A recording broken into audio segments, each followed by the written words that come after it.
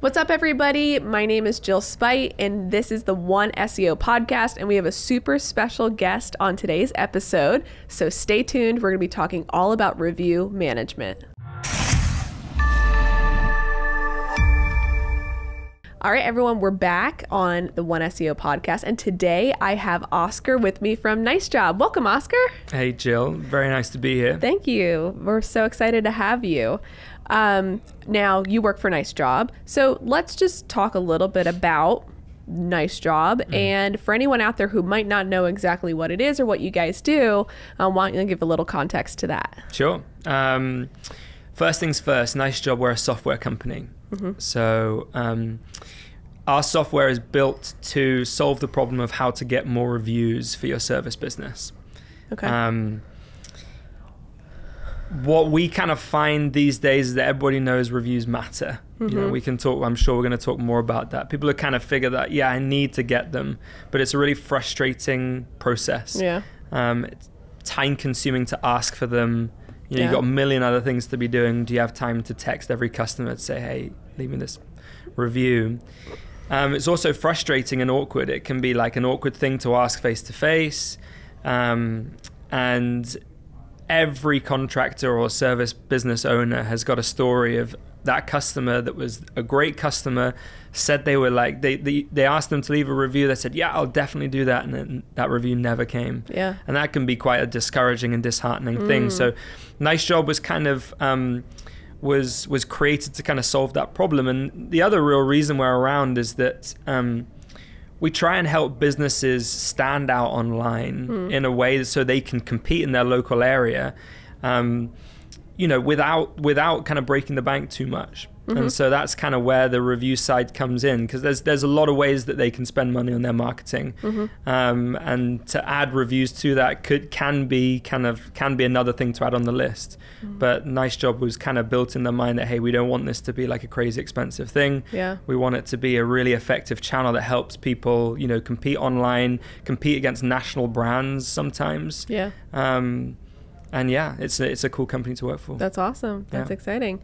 I feel like out there's so many review management platforms, because I do think that all businesses know how important it is to get a review. So when it comes to Podium versus NiceJob versus everybody else, like, why NiceJob over anybody else? Yeah, we can be general, or we can get into specifics. I don't mind, but let's kind of start general. So the first thing that people will look at as the big difference is price. You know, Podium, it runs at several $100s a month, and before that, like at least on the plus side, you're getting a whole ton of functionality. You know, you got like two-way messaging, you got the ability to send, you know, bulk messages out to all your clients, you've got the reviews feature in there.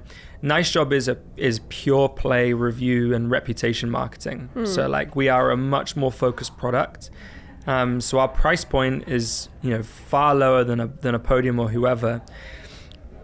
On the specifics, I'll dive into why I think this, but NiceJob just gets the most reviews. And I'm sure like anyone from a review company would probably say the same thing, but I can kind of back it up. And the reason is, to my knowledge, NiceJob is the only reputation management software out there that follows up with customers 4 times to leave a review. Wow. What we know from looking at the data from that campaign is that of that 4-step process to leave a review, the first step is the most successful. After that, it's the 3rd follow-up or the 4th overall step. So, you know, my kind of simple brain puts those 2 things together. Hey, I know that 4th step is incredibly impactful at getting reviews. We're the only people that ask 4 times. So we must be the company that gets the most reviews. So what we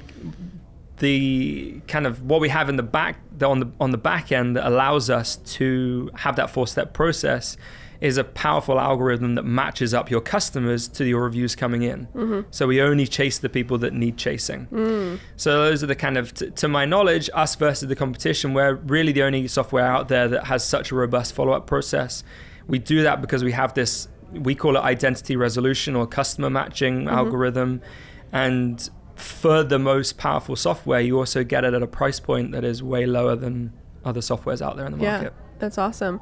I love that you said that NiceJob follows up 4 times, because I feel like that's like the crucial part of getting a review, right? Like a lot of times we wish we got it the first time, we wish we got it the first try, but it really does take a steady follow-up process to be able to get somebody to remind them to leave the review or to ask them to leave the review. So that's huge. When was the last time you left a review, Jill? Oh God, it might have been a negative review. I think actually the last time I left a review was the pest control company that does all of the work for my house, and they just do a phenomenal job. They make it like they like take the thinking out of pest control for me as the homeowner.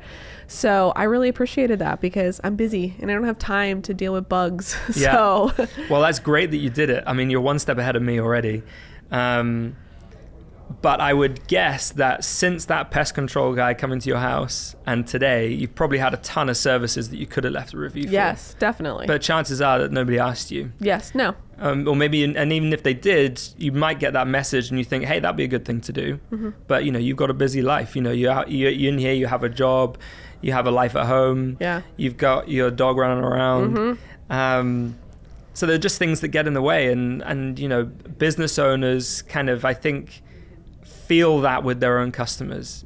Kind of like what we talked about before. They have this great experience. They have this really great feeling about this customer. Like, yeah, they're definitely going to leave me a review, and then it just never happens. And that person didn't suddenly turn around and be like, actually, no, they didn't do a bad job because I didn't leave a bad review, but you know, I didn't really care anymore. That didn't happen. They just, some stuff happened in their life. And they just needed a reminder. And I came into, when I started at NiceJob, I looked at this campaign and I thought that's quite a lot of steps.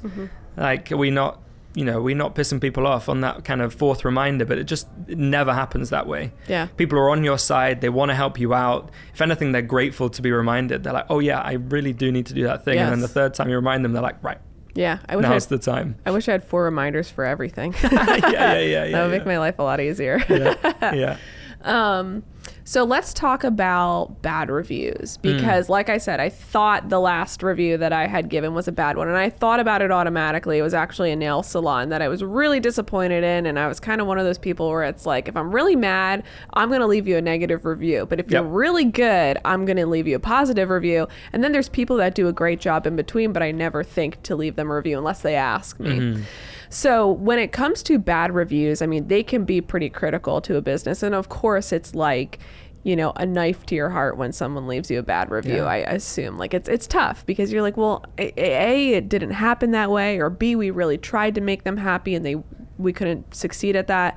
So what are some like tips or advice that you have in terms of bad reviews and how to handle them? I would kind of take even a step back from there and say that often one of the big hurdles, I think, for people kind of getting into reviews as like a deliberate or intentional thing is, oh man, you know, I'm kind of worried that if I turn this tap on and start making it a bigger part of my business, then I'm just kind of opening doors for people to maybe leave bad reviews. True. And that can be a kind of scary process. I would say 2 things to that. I would say one is you want to have some kind of fail-safe option where you don't ask that crazy person, you know, where like everybody has customers where they, you know, you try whatever you can to make them happy. You know, you go outside of all your normal processes just to kind of solve something that they asked for. Maybe you couldn't quite get to everything they needed and they were super demanding. Maybe you want some ability to not ask that person. I think that's totally fine, and that can be part of your approach. But I think philosophically you have to kind of be able to accept the fact that for the overall good of my business, like we'll talk about it in a second, but in terms of what reviews can do for me, in terms of like how I'm found online, in terms of how many people pick up the phone and call me, that trade-off is worth having the odd person that may not leave me the review I want. Because the impact really isn't as bad as you think it's going to be. Like people, And it's a very emotional thing. Like, I'm not a business owner, but you can kind of put yourself in their shoes and think, hey, I've spent 5-10 years building this thing. Yeah. It's my baby. I put my heart and soul into it. Yeah. You know, I preach to my guys day in, day out that we have to be customer obsessed and, you know, all of that sort of stuff. If somebody had a terrible experience and write something about it, that can really hurt. But I think, you know, the data shows us over and over again that the impact just isn't there. Mm-hmm. You know, there's tons of research out there that tells you that like a 4.7, 4.8 is kind of the perfect place to be, and will do just as well as a 5-star rated business, maybe even better, because it looks more authentic. Yeah. Kind of creates more trust. Yeah. So first thing I would do in terms of dealing with them is kind of get out of your own head a little bit and just say, hey, it's kind of a cost of doing business. These things are going to happen. And it's more about how I respond and react than them happening in the first place. Yeah. So kind of on responding and reacting, I would say, like, I'm thinking of this example in my head where I was trying to book some flights, like to go back to England, you know, a couple of years ago. And because I'm always so disorganized, I'm always booking these flights late. I'm trying to find ways to get the flights cheaper. And usually you can find some like random little website that seems to have these crazy discount deals on flights. Yeah. And I was so close to buying them, and then I thought, hey, I don't know, this maybe seems a little bit shady. And I read a couple of reviews, and some people had said some terrible things about the business, which big red flag. Yeah. But then the response from like the owners was just to try and bury these people who had left these bad reviews, and just been like, hey, you know, this isn't wrong, this is wrong, this is wrong, this is wrong. And I think I learned more about the company from their response to that review than I did from like the bad review in and of itself. And so I went nowhere near that business. And so I think you can kind of take the lessons I learned from that story and kind of apply it to like our best practices for responding to the bad reviews. The first is just keep it brief, keep it short. Like, it wants to be 1 line, 2 lines max. Yeah. You don't really want to get into any direct problem solving in that review response. Yeah. And you want to give the person who left the review the chance to kind of take it offline and reach out to you directly and fix it. So like, the first one would just be respond to all of them, good or bad, make sure you're responding. So you can publicly recognize and show that person that you've heard them, that you've recognized them, and you're taking on board what they have to say. Second thing, give them an opportunity to kind of reach you directly, whether or not you put a phone number in or an email address or something like that. And the third is like, it wants to be 1 sentence, 2 sentence max. And that really kind of takes care of the thing. And then the one thing I would do after that is, let's say you get in touch with the customer, you solve their problem, they come away kind of feeling a little bit more resolved about the situation. Ask them to go back and edit the review. And some people have talked to me and said, hey, we asked them to go take it down. And I actually would say, just ask them to leave a little line at the bottom that said, hey, you know, update, I spoke to the owner, he sorted these things out for me, I'm super happy. Yeah, I love that. I think that's just as good as a 5-star review. Yeah, I feel like, going back to what you said earlier, kind of like having 5 stars seems inauthentic in a lot of different ways. Like, and I agree with you. When I see a business try to offline an argument and just say like, hey, we're so sorry you had this experience, can you please call us at this number so we can make it right for you? Like, I'm automatically going to go with a business that says that versus someone who just continues the argument on the Google My Business review or whatever it is. Like, yeah, it's just embarrassing. And then I'm like reading through it just to get the tea, you know? Yeah. But yeah, I totally agree with that. And I think that that's super helpful, especially when you said about the response to offline the argument. Like, that's going to make a big dent in people going with you versus not. So last question for today.